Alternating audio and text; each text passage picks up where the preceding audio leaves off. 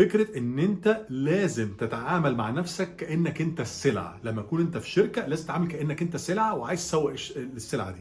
يعني على سبيل المثال، لو أنت عندك business وأنت بتحاول إن أنت تبيع السلعة أو مثلًا خدمة معيّنة، مهما كانت السلعة دي كويسة أو الخدمة دي كويسة، أنت بتأدّيها بشكل عظيم، مش هتتباع غير لمّا الناس تعرف إن في الخدمة دي من الأول، لأ، أو مثلًا بتاعة السلعة دي موجودة في الأول، وكمان إن الناس تعرف إن السلعة دي كويسة. يعني الناس لازم تعرف وكمان تعرف ان دي كويس.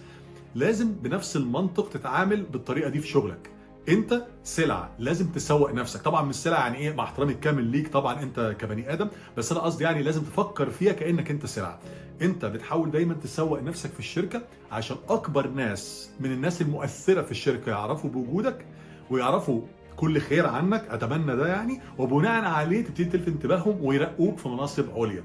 طيب، علشان يحصل الكلام ده، يحصل